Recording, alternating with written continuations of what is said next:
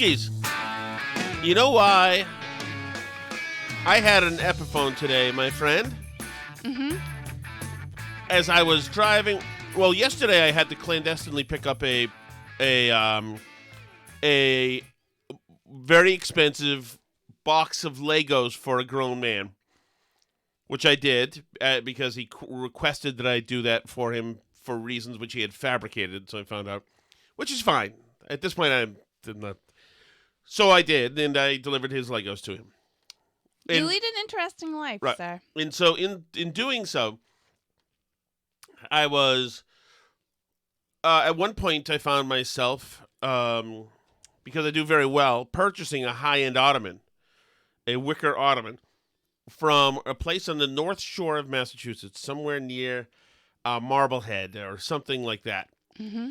And it said that I was only 8 miles away from my grown man friend who needed his Legos. Okay.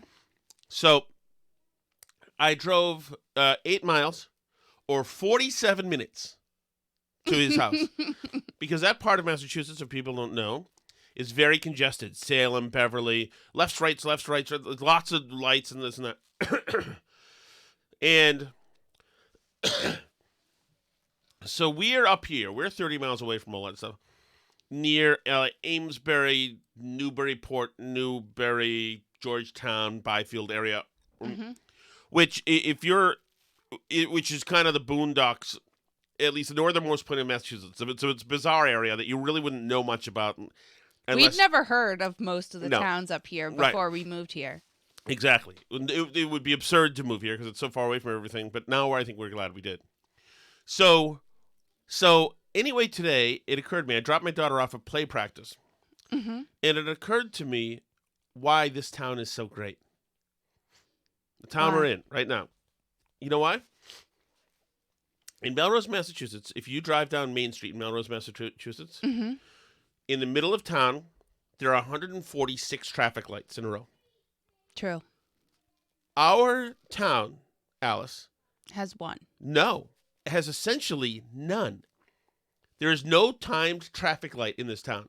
The only light there is one for pedestrians. If they press a button, then you'll get a red light for a second so they can cross. There's no traffic light. And there's the one outside our house, which also, it's not just pedestrians. Oh, yeah. The cross street has, I don't think it's on a timer, but if somebody comes in from the cross street, it goes red. Right. But I don't think it turns red on it. It doesn't turn red on yeah. its own. So, and that's remarkable. It's so nice to not have to worry about, I drove for miles today without worrying about traffic. No lights, no stop signs, just going. It is such a subtle but really profoundly existent stress source to have to worry about light. To know in your mind, oh, I have this light, then that light, then that light, then that light, then that light, then that light. Oh, it's an awful thing. So anyway, I'm pleased to be free of that light, all that stuff and everything else that is going on. Actually, in general, I mean, I notice it when I go down to Boston for some reason. Is like I can feel the stress of city driving coming back over me, of like waiting in traffic and being behind people and being stuck and knowing the place that you need to go is really close by and that you're just waiting to move so that you can go there. Like, all those feelings, like, that's a stress that I don't have now. And when I drive back into an urban environment, I feel it come back. And I'm like, oh, yeah, that's what that felt like. I don't have that feeling anymore because that is absolutely the worst. It is. Oh, totally. And we both used to spend hours driving. And now, like, we hop places or we go on, like, actual road trips where we're highway driving most of it and fly. I mean, that drive to Hartford is a breeze. Oh, yeah. Until you're, like, down there. Like, right into it. Then it's a bunch of lights. But even some of the Connecticut countryside driving is lovely. All right. So this is a terrible administration. It's not good at this at all. And they seem to find more things to do wrong.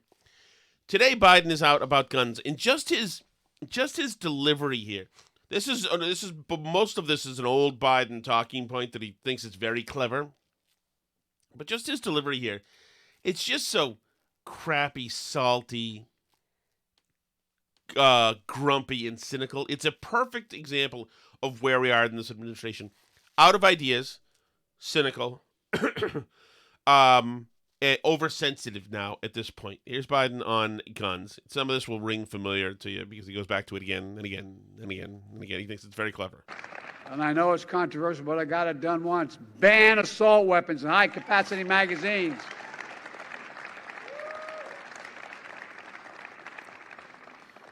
He's got a scowl on his face, by the way. He's looking around. The one time he needs his Ray-Bans, but doesn't have them on.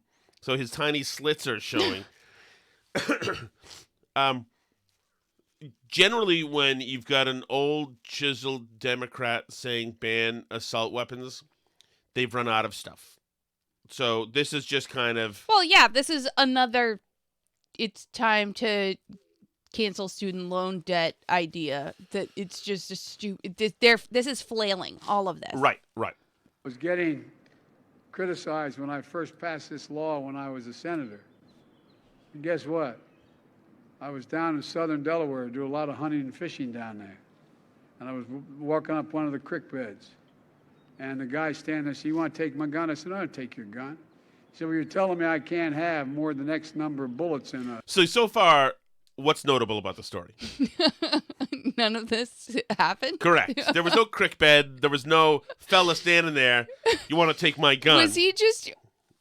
Does he really expect us to believe that he just wandered creek beds in Delaware? Yeah, he was down there hunting and fishing because he absolutely believes in the Second Amendment in a sensible way. So back to the creek bed. And the guy standing there said, "You want to take my gun?" I said, "I don't take your gun." He said, "Well, you're telling me I can't have more than the next number of bullets in my gun." And I said, "What do you think the deer you're hunting or wear Kevlar vests? What the hell you need 20 bullets for? You must be a hell of a terrible shot." I'm serious. Think about it. Think about the mass shootings. "You must be a terrible shot." I'm serious. Think about it. Then what happened, Biden, in this very true story after you told him he must be a terrible shot? How did that go then? Right. Well, but this is so problematic because if he thinks it's profound, that means he's a stupid, which is fine. Unless, of course, it's just simply his attempt to gaslight and miscast gun rights as hunting rights. Well, yeah, I also think that which it is not. He's told, I don't know if I've heard the crick bed before, but the deer in the Kevlar vest thing, I've heard him say 1,000 times.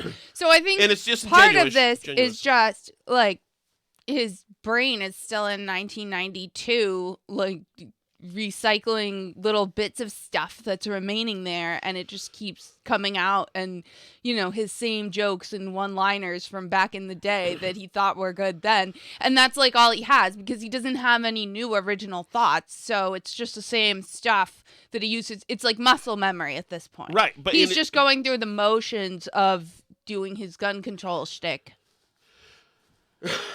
Sorry, I still have my consumption, whatever it is. And the thing about it, obviously, is it's meant to appeal to a really stupid part of his base. Not do anything more, which is why this whole thing is unserious. Because obviously, the Second Amendment is not about creek beds and hunting deer. No, it's not. It's about making sure that jerks like Joe Biden can't ruin your life. It's about making sure that you don't get locked in your apartment building and have a drone yell at you for wishing to enjoy your freedoms. Right. And make sure that somebody like Putin doesn't come and start destroying your country in front of your eyes. That's really, they started handing out the machine guns in Ukraine the second. As a matter of fact, I believe that this country, he just bragged about giving them shotguns and machine guns. He also did when the Second Amendment was written, you couldn't have a cannon line, which is not true. You absolutely could have a cannon. You can still have a cannon. That's totally allowed. And that's another one that he goes to all the time. That's just a total made up talking point. But whatever. It's the whole thing is so dumb. they're unwilling, obviously, to do any of the things that would actually reduce gun violence, a lot of which involves proactive policing and a lot of which involves not letting psychotic criminals out on bail constantly to go kill more people. Like that, and that's their MO on crime. So all of this is like a huge cope for the fact that they have no answers for the crime problems. And he also says, think about it. Think about the mass shootings. I think by definition, most shootings are done with handguns and mass shootings as well. Of course, but it doesn't matter to Democrats. Right. Democrats, in the year that Maura Healey banned assault weapons, not even assault weapons, because weapons that look like assault weapons. That look like assault weapons overnight. She redefined assault weapons in the law overnight in Massachusetts. The year that happened, there had been 0 deaths from an assault weapon or a other non-handgun. 0. Like it's a non-thing. It's not a serious threat. It's not a serious risk. Mass shootings can absolutely be committed with handguns too. In fact, like the Virginia Tech one, which was a very deadly mass shooting, was done with a handgun. But it just so happens that ARs in particular are a very, very popular gun because they're good. So, you can say that like, oh, look, all these mass shootings are done with ARs, but that's only because a lot of people have them because they're incredibly popular. All right. What is going on here, fellows? What's up? I don't know. Why is this person? Why is it? Do you need me to come with him? Okay. Where's everybody going? So what do you need? Where's he going? So what do you need? Oh, did it? Okay. I mean, can't you say it? No? Okay. But it's for a reason we cannot say. Anyways, gives me a chance to play this audio of Amy Wax with Tucker, which the last time I heard Amy Wax, she's a professor, and she talks a lot about race. And I heard her with Glenn Lowry, who I love, as you know, from yesterday's show. But this cut with Tucker is very controversial, and let's listen to it now. It has a freaking is equal or better than our country. Literally. And you're telling us how awful we are. Well, what's the explanation for that? China's an ethno-state, by the way, which no one ever says. It's about the Han Chinese, and if you're not, that's the problem with the Uyghurs. That's their religion. They're not Han Chinese. Whatever. I'm not even judging. I'm just saying people from there have no right to judge the United States. But they very much feel that they do. And so take, the Brahmin women who come from India and they climb the ladder, they get the best education, we give them every opportunity, and they turn around and lead the charge on we're racist, we're an awful country, we need reform, our medical system needs reform. Well, here's the problem. They're taught that they are better than everybody else because they are Brahmin elites, and yet on some level, their country is a shithole, excuse my language. Okay? It's not providing them with the opportunities that they feel that they deserve, and which in many cases they do deserve. They come here and they see that we have this wonderful developed scientific and medical establishment, which they haven't managed to create. She's talking about Brahmins from other countries like India and China come here and criticize us. They realize that, we've outgunned and outclassed them in practically every way. And what do they feel? Well, they're very proud people. They're a shame culture. And they feel anger. They feel envy. They feel shame. I think the role of envy and shame in the way that the third world regards the first world is underestimated. I think you're exactly right. It's never talked about. No, and you've been really penalized for talking about it. And it creates ingratitude of the most monstrous kind. I feel like asking some of these people, like, why did you leave your country? Why are you here? Have you asked that? Well, it would be considered not just a microaggression, Tucker. It would be considered a macroaggression. You don't ask people that sort of thing. Why? Well, I mean, I would. If you're born here, you have absolutely a right to say, I think most Americans have complicated feelings about immigration. I'm speaking for myself, but my best friend's an immigrant, godfather of my first child. I mean, I really love, there are a lot of impressive, immigrants much more impressive than I am, and I think everyone's for that.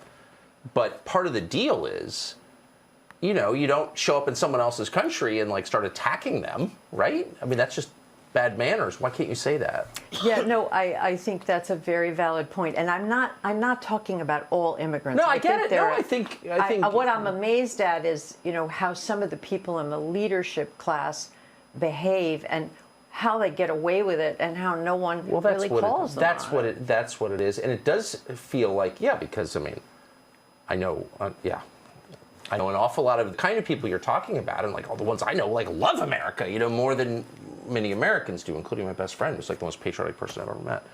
But so there's a hullabaloo about that. That's Amy Wax, who said some very fiery things. Yes, saying these people come from bleep hole countries and the Brahmin class and talk down about America, which I think probably is an element of truth. There is that. There's also Brahmins who talk well about America. I don't see this as being the most explosive thing in the world that she said it. I think that I think there are such things as bleep hole countries, and I think it's fine. I think Trump was fine to say it. There are, and that's why people try to get out of those countries and come to this country because they don't like living in there. So I'm not going to be that exercised about this. I'm sorry, but on the other on the side of like how low some people have sunk. Listen to this. This is Lauren Boebert says, I'm a mother of 4 boys. The far left seriously needs to cut this grooming bullcrap out because us parents have seriously had enough. To which Bill Kristol, replied, retweeted her, quote tweeted her, in January 2004, when Jason Boebert was 24, he was arrested for exposing himself to 2 young women at a bowling alley. His future wife, Lauren Roberts, 17, was also there. Boebert pled guilty to public indecency and lewd exposure and spent 4 days in jail and 2 years on probation. What's your take on this tweet? I don't know. I don't know enough about the Boebert thing to know. I don't care about the Boebert thing or the husband, but Bill Kristol, really? This is what you are now? This is what you are now? In 2004, her husband, when he was much younger, 24 years old, exposed himself to some chicks. Ha-ha. It's like, this guy used to be a conservative thinker. And now he's just like dealing, and he's doing what Andrew Krasinski does for a living. He's gone and found and Googled the hell out of Boebert and their husband and gets to use it on Twitter. It's like so like filthy for him. I'm just like, come on, man. I used to love that guy.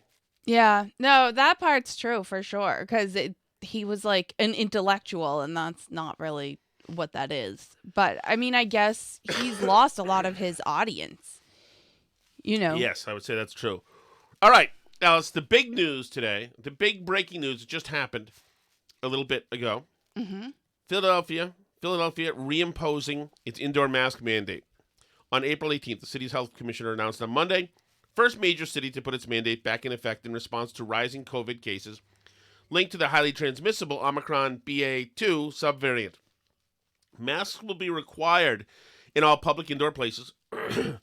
Health Commissioner Dr. Cheryl Bettigol said the city will give businesses a, quote, 1-week education period before the mandate starts being enforced next week. Are people really going to do this again? Philadelphia went into a higher tier for its COVID-19 response Monday in light of higher COVID-19 cases, which triggered the mask mandate, going from its all-clear level, meaning there are less than 100 new cases per day on average, to the mask precautions level. Bettigol stressed during a briefing that there isn't, quote, any reason to panic, and residents should still go about their normal activities, but said the mask mandate was being reimposed as a cautionary measure to, quote, get ahead of the pandemic before hospitalizations can rise. These quotes are great. The health commissioner said she, quote, suspects the current COVID-19 surge will be, quote, smaller than the initial Omicron variant wave over the winter, but said, if we wait, this is another quote, if we wait to find out and put our masks back on, we will have lost our chance to stop the wave. Oh, right. I forgot about how masks stop waves. Yes, they stop happening. the wave. She says, here's the crucial quote. If we mask up now and find that hospitalizations don't increase in the U.S. in response to this variant, then great. We can take our masks off with a sense of relief, she said. But if we fail to act now, knowing that every previous wave of infections has been followed by a wave of hospitalizations and then a wave of deaths, it will be too late for many of our residents. So, even though in the last, all the other waves when we were masked in Philadelphia, it was followed by hospitalization and that's because it doesn't care because the masks don't work. So at what point do you say this moron doesn't get to make... First of all, why is the city's health commissioner making this rule? Is she elected? Don't they elect a mayor in Philadelphia? Yeah, I would think And where is the mayor? Why does this tyrant get to do... I mean, it seems to me this is a... And you guys in Philly, you guys riot at the drop of a hat. I don't think that this one's going to be riot worthy. I mean, like, I just can't imagine, like, who's really going to go into businesses now and, like, put their mask back on. Well, I mean, she's the health commissioner. She's decided, would dictate that it's going to happen. You have to do it. You have a 1-week education period. But, like, who even has time as a business to keep up with masks being required or not required? But also, Ellis, 1 + 2 does not equal 11. This makes no goddamn sense. This is right. Somebody demanding that everybody pull this synchronized performance again that does nothing good but probably does a lot bad. It's right. just unacceptable. Including things that liberals don't like harm the environment and make choke sea turtles or whatever it is that masks do. And the whole thing's so absurd. I can't imagine at this point in time who's putting a mask back on. I can't get into the psychology of somebody who's doing that. There's been a few times recently where I've been at like big indoor events and like 95% of the people are not wearing masks. And then there'll be like that one guy who's in a mask and you're just thinking like, what do you think it's doing exactly? Right. And typically it's like a cloth mask or it's like a guy with a beard so the N95 doesn't fit properly anyway. And you just wonder, like, what are people thinking? Like, what possesses you to go into a place and be the one person who's wearing a mask? Like, they've said it's safe now. Well, here's the thing. If she's a health person, one health commissioner who's made this decision, you don't think that there will be other health commissioners saying in Massachusetts and Connecticut and... Yeah, and and actually, I was peeking at the wastewater data. Remember, 2-year-olds in New York City still have to have masks on. Insanity! It's so absurd. And I was peeking at the Massachusetts wastewater data, and it is like ticking up. I bet you they're gonna do it here again. You don't think there are terrible softball coaches just waiting? Oh, here we go again. Yep. Okay, guys. See, I'm the kind of person who does what the public health experts ask. You see, girls, put the masks back on. It's sick. People are sick. And I like Joe. I hope, part of me hopes that this is not just that this public health person is insane, although it could be. It could be. I like, is there a believable, craven, but pragmatic reason? Is there a political reason? Maybe it's this. Maybe that they see that for certain parts of Philly, the political situation is not great for a lot of people, and they say, okay, what we can do is pretend that my mask initiative is saving lives. Right. So that way she can run for something else, brand build. I mean, but at this point, they've been using this thing for earned media for 2 years. So it's easy. You know, it's not as if you have to do a gut check before you ratchet on the masks again. Well, yeah, I think that's true. I think also, I think this falls under the category of the political flailing again a little bit. That, like, yeah, it's earned media. It lets you go out there and, like, make an announcement. It lets you be important. It lets you have this stuff going on. I think a lot of these people who were on TV at the beginning of the pandemic got a ton of great media coverage from it, including, like, Cuomo and Baker and, like, a bunch of these people, right? And Fauci, obviously. So there's certainly a sense that this has been good for them PR-wise. And, like, at this moment in time where it's looking more and more like Democrats are going to be completely destroyed this year in elections, that you know, that they're doing anything to stay relevant and seem important, and like they're doing stuff. You know, like disasters are always kind of good for the incumbent because, you know, they get to like be in charge and walking around and, you know, handling the emergency. Absolutely. It like makes them look good. So unfortunately in this case, this is a fabricated disaster and people are sick of the solution to it. So I don't know that it's going to help them in this case. I think at this point too, it's funny. Somebody said to me recently, they were like, I don't get like why they're going back on some of these things and getting, you know, letting the mandates drop in some of these places or whatever. Like, because if their base likes mandates, then like, and likes masks, then why wouldn't they still want to do it? But I think there's this weird phenomenon that happens where people are over masks and they don't like them, so they're going to retroactively pretend that they were against masks the whole time, and they'll believe it. Like, when it turns out wearing masks for all this time damaged kids' like speech and language development, when it turns out that like the impact of making them breathe plastic 40 hours a week, it turns out not to be good for them, all this stuff, when it turns out that masks are an environmental disaster, when it turns out that they've contributed to climate change, all these people are going to believe truly that they were not the people who were for masks, even though they were. You know what I mean? It's like the gay marriage thing too. Like Liz Warren believes that as a Republican in the 90s, she was for gay marriage, which was a more progressive opinion than like the Democratic Party of 20 years later. Do you know what I mean? Like, but like just like Joe Biden believes that his dad was for gay marriage, like in the 50s or whatever, right? Like, but I think they really think that, because once it turns out that the popular opinion on something has shifted over time, everybody believes that they were for it all along. You know, they can't imagine themselves in the past and believing what they believed back then. Everybody was just backwards and terrible then, right? So, by the way, Pennsylvania Governor, Democratic nominee Josh Shapiro was just asked about the decision. He called the decision counterproductive. A great Tom Erickson says keeping the mask mandate for planes, and I'll add in Pennsylvania as well, but ending Title 42 would be so on point for the Biden administration. Which is absolutely true. Wow. But the White House is planning on extending the airplane mask mandate another month, even as they open the borders to everyone, because they're claiming COVID is no longer a threat.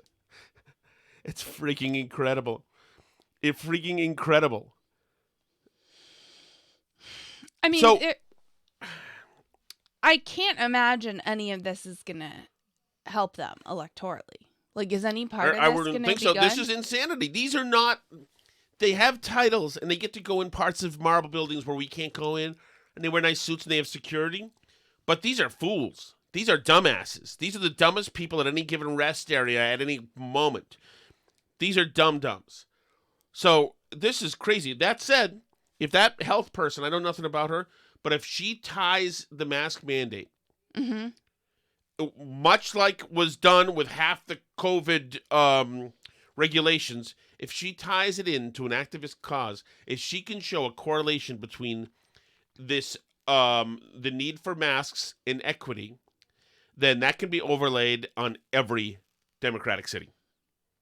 Right. I mean, I think they do. They'll say, like, this is about protecting the vulnerable and... Well, then it has to happen in Bridgeport, Connecticut. Disabled people and Dorchester, people of color are more impacted by this than others. Right. And, you know, that it's selfish for you to want to breathe oxygen because, you know, somebody somewhere. Do you think this spreads from Philly?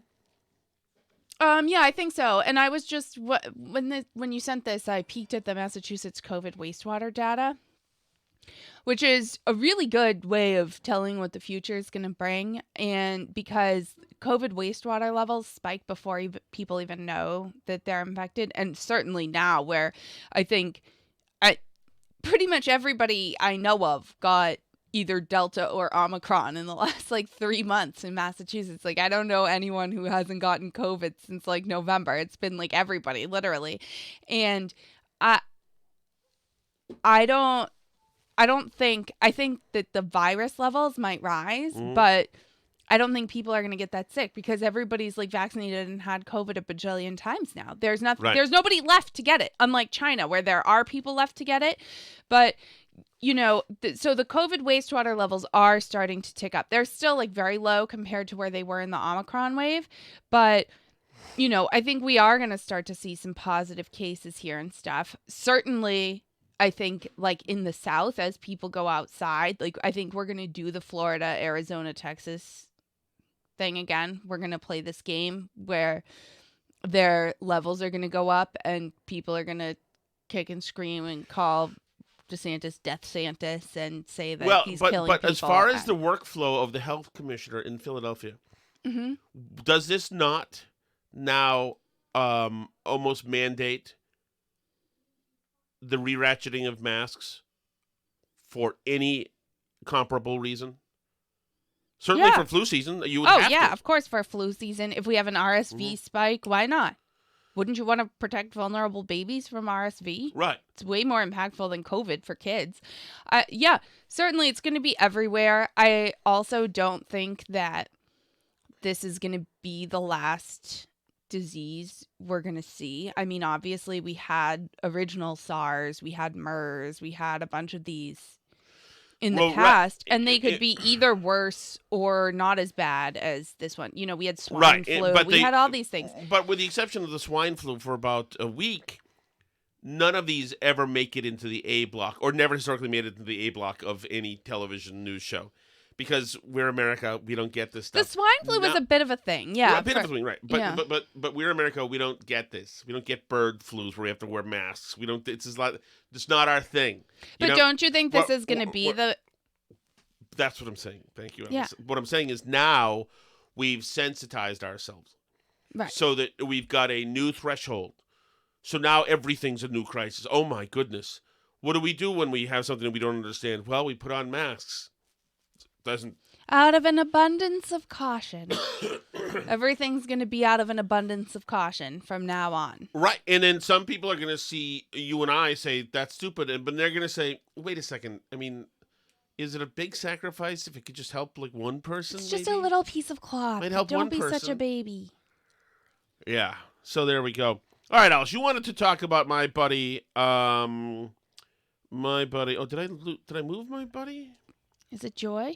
No. Oh, I do have Joy. We can talk about Joy here. Here you go. Just gonna say this. Joy Reid. If y'all don't mind. I am so sick of right-wing men coming into my mentions and asking me stupid, basic biology questions like, what is a woman and are babies valuable? I have given birth to not one, not two, but 3 full humans and raised them with the help of my husband. I am a mother, but I'm not your mother. If you need answers to basic biological questions, you need to Google it or ask your mama. Again, I'm a mother, but I'm not your mother. Stay out of my mentions. Be blessed. So, first of all, beyond the obvious just insanity of recording that TikTok of yourself alone in a room, can't you just picture her like sitting in a room in her house, like recording that to yell at everybody? Yeah. Which is the behavior of a psychotic person to bother with that. The issue with people asking you what is a woman in your mentions isn't that they don't know what a woman is. The issue is that you don't seem to know what a woman is and that you're playing dumb. So the fact that she's going on this tirade telling people to Google basic biology, like she's not the one who needs to Google some basic biology, is so absurd. And it's obviously getting to her because they don't know how to answer this question. Isn't it kind of telling? The question can't be answered. You have to dance around it. Now the fact that people keep asking her what a woman is and she doesn't know what to say in response has so gotten to her that she's recording videos of herself yelling at everybody about how many children she has, like a crazy person. Right. So, I mean, I think that's like pretty revealing about the left in general, that you can just say, what is a woman, and have them completely go into insane lashing out at you mode. It's an Iron Dome for psychotics. Yeah, she's like lost it. She's lost. I can't imagine like what kind of Twitter experience I would have to be having of people saying mean things to me that would make me record a video yelling at them in that like weird oversensitive way. Can you imagine? I am not your mama. Be blessed. If there's any thought that maybe this person is mostly attitude and leastly brain cells, I think that does it. Which brings me to my pal, Alice, Ray Skyer, teacher at the Brooks School. We didn't play this last night, right? Here's my buddy Ray. Give me a second. It's going to take a second to open up. All right, so something that's really cool and unique about who I am is that I am transgender. So we touched a little bit about that at the beginning of this week in the book that Miss Hammond read, but I'm going to give you my... They're circling back around. They've discussed this already once. He's talking to 6-year-olds. By the way, if he does say so himself, one of the things that's really cool and unique about me, one of the things... my explanation about what it means to be transgender as well. So when babies are born, the doctor looks at them and they make a guess about whether the baby is a boy or a girl. That's in medical school, I think, right? You just guess randomly. I remember when we had our kids, it was, she looked around and said, anybody? What are you thinking, boy, girl? Let's spitball here, guys. I need ideas. There's no dumb idea. No way to tell. Based on what they look like. And most of the time, that guess is 100% correct. There are no issues whatsoever. But sometimes the doctor is wrong. The doctor makes an incorrect guess. When the doctor makes a correct guess, that's when... Correct guess. No, you know what? Guess again, Doc. I love, too, that they couch it in this, like, medical expertise thing. That it's like, oh, well, like, doctors go to medical school, so they're able to do this kind of guess, as though everybody can't look at a naked baby and tell whether it's a boy or a girl. It requires no special training. There's no way to tell. A person is called cisgender. When a doctor's guess is wrong, that's when they are transgender. So I'm a man. By the way, if the doctor's guess is right, that's called cisgender or uninteresting. The doctor's guess is wrong, that's called transgender or me, who, as I've already told you, am very interesting. Imagine, by the way, plays to the psychosis of what's happening. Imagine, by the way, if anything that leftists were into as, quote, science had the kind of scientific track record as, like, how good doctors are at randomly guessing gender of babies. I mean, they're right. I would say a much higher percent of the time than I would say the percent of time is that, like, masks work, for example. I think that, the left is really big on claiming that totally ambiguous, up in the air, not scientifically backed things are science and settled, and you absolutely have to believe them or you're some troglodyte. And then they take stuff that works 99.9% of the time to absolutely determine what gender somebody is and act like that's like unknowable and a complete mystery that's like not able to be, the depths of this huge mystery are unable to be plumbed by the human mind. They can't understand where gender comes from at all. It's not to get mired in a more darker topic, but the ability to just decree that thing A is now thing B is also done, as Ralph Northam talked about, in cases of extreme late-term abortion. Oh, of course. Not a person. Just a Was fetus. A person last week, had a name, painted the room. This week, not a person. Just an operation, just a procedure. Ding! That's that easy. See? Clump of cells. That's right. But when I was a baby, the doctors told my parents... By the way, this guy is a girl, right, biologically. But he's taken a bunch of stuff, and he's got Fire-Collect Shadow. And better than mine, which I resent. But I was a girl. And so my parents gave me a name that girls typically have and bought me clothes that girls typically wear. And until I was 18 years old, everyone thought I was a girl. And this was super, super uncomfortable for me because I knew that wasn't right. The way I like to describe it is like wearing a super itchy. But it was right. Of course it was right. Right. Maybe the trappings of being a girl and whatever are uncomfortable, and maybe this person...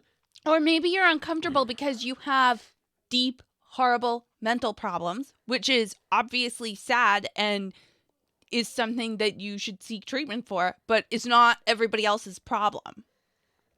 Right. And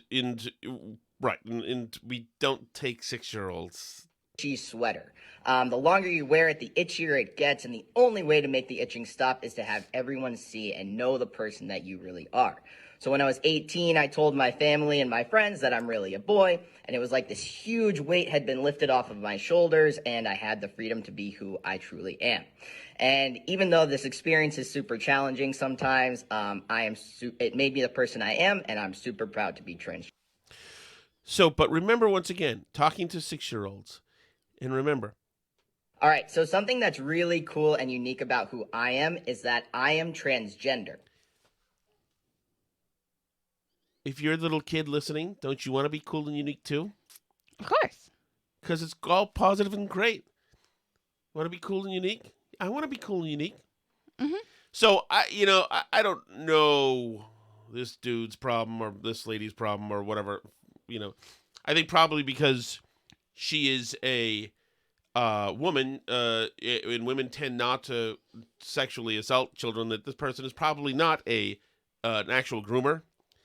Yeah, I've had that same thought because, like, for example, there was one time I was on, like, a nanny group and somebody was, like, advertising their services as a nanny, and it was, like, a trans guy. And first I saw the ad and, thought it was a guy, and I'm like, who hires a guy as a nanny? Like, who would do... Just seems inadvisable to me. I don't know. And then I read further down and they talked about how they were trans, and I was like, oh, then that's okay because it's really a chick. They're probably not, like... That said, I find it delicious that the right groomer is the right's version of the word racist. And the left hates being called it. And F you. How's it feel? Okay? Deal with it. You have to unravel. Right. And now we're all being treated to a million think pieces about how it's dangerous it is that right-wingers are calling people pedophiles. It's the left's own medicine. And it's actually just QAnon. It's all QAnon. Calling anybody a pedophile, even pedophiles, is now just QAnon. Everything's QAnon. All right. So before... But, I question, truly, that teacher. Honestly, I don't know any of the personal life details of any of my teachers until probably high school. I couldn't have told you if they were gay, straight, married, unless they had other kids at the school, then I knew that they had a family, but that was the only way I would have even known that. They didn't volunteer things about themselves in their home. Maybe they would have a picture on their desk of their family or something. No, maybe. Most of them have to try to get knowledge into dummies. Right, and that takes up enough time. They're busy. They're just telling you. So I couldn't tell you any of my elementary school or even middle school teachers. But in this case, you've got activists who have a captive about audience, and so they're using them. And also they're getting positive reinforcement about themselves, so you can feel special and unique. Now, would you like to use the example that I stole from you this morning and used as my own on the radio show? Would you like to reclaim it? Is this about the Dr. Seuss book? Yes. Yes. So, obviously the left is all upset about this, that they're saying that these things that the right is saying they can't teach to little kids, that removing that from the school curriculum is banning books, quote unquote. And they're really big on this. There was this whole thing, the Holocaust comic book was taken out of a curriculum and everybody was like, oh, see, they're banning books. Well, we got told for a really long time by the left that them removing books, beloved children's books from our lives, was absolutely not banning books. When people said that there was a bunch of Dr. Seuss books being banned, what is it? What? How do you spell ocean? Yes. O-C-E-A-N. O-C-E-A-N. It's it is a trickier one to spell. He needed that information immediately. Are you on Wheel of Fortune or something? Should we know? Is this a high-stakes Scrabble game? I think it's about in Roblox. There's a game called Adopt Me, and you get eggs, and there's a type of egg called an ocean egg. Oh, so, good. Yeah. So anyway, that's what I think that's probably about. But anyway, we were told that the Dr. Seuss books that they removed from publishing so that they can no longer be published anymore. And I was just looking. It's now been like, I don't know, a year or something since all that happened with the Dr. Seuss books. And they're still like the cheapest you can find, the worst condition used one is like $60 to $100 on used bookstore sites because nobody's allowed to print these books anymore. It's wild. That's actually banning a book, I believe. And they told us that no, a publisher just decided to stop publishing something. Happens all the time. It's not banning. That's just normal. You can get it anyway. It's not a big deal. And yet then when people say, these books can absolutely exist. They can be in libraries. You can print them all day, go to town, read them to your own 5-year-old, have a good time. Then they turn around and say you're banning the book because you won't teach it to your kid? Like, that's wild to me. That's an incredible double standard, right? Is that if they can't come to you and teach your kid about their gender identity, that you somehow banned them or silenced their free speech, even though they're allowed to do whatever they want. Meanwhile, like, how do you think it would go if I were a teacher and I started to teach, like, the story of Easter and how, like, Christ died to save people from death and that they needed to all, that. Right. That would be an outrage immediately, and rightfully so, because we all have different ideas of how we want our kids to be taught about certain things, and these trans beliefs really are a religious belief. Taking it out of the curriculum, saying you can't teach it to kids, doesn't mean it's been banned. It doesn't mean you've been silenced. In this case, they would probably say it's not in the curriculum, just like CRT. And it might not be, but what's his name? Sam Ryan or whatever his name is, the very special and unique teacher. Yeah. Brings it up as his favorite thing to talk about in the class. Right. And I think, and that's part of why I think that even these laws like Ron DeSantis is doing, that they can't ultimately be that effective because the problem is not like the curriculum that's being determined, even though I think in some of these schools they are teaching it as pieces of curriculum. Yeah. But I like that only goes so far if your kid's being taught by this lunatic, right?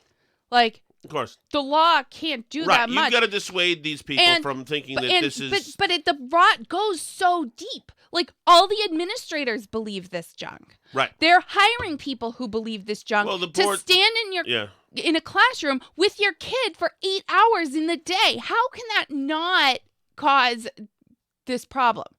How can it not? You get complicit parents who are thrilled to be at Drag Queen Story Hour? With their kids sitting at crisscross applesauce, saying, look how good we're being. Look how tolerant we're being. We're being really great. We're being excellent. What, you need? I was finishing my point. You interrupted me, so I couldn't finish my point, which I was getting to, which is why this is a controversial topic in our house and why honestly, I can't. I don't know if the public school experience can be salvaged at this point. Like, they want to go back to public schools. I know that they do. But but the people that live around us here believe in that. They do.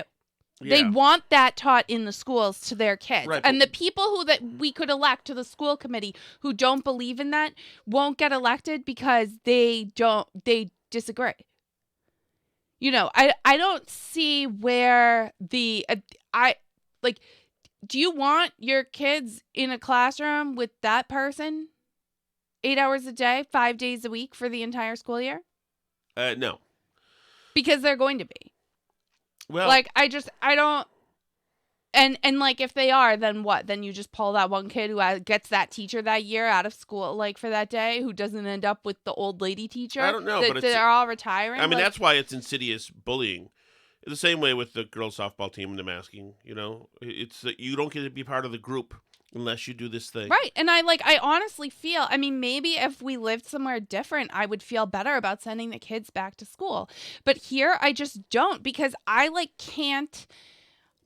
Frankly, I don't like a lot of these people anymore, and I see my worldview as being so opposed to theirs, and their worldview as being so toxic that I just don't want it around my kids. I don't want my kids spending time with those people's kids, the type of people that are doing the masks on their kids all day and love it, or the type of people that are pushing this junk on kids and love the transgender stuff with children and love children signing a whiteness compact that they're going to reject their whiteness and all this stuff.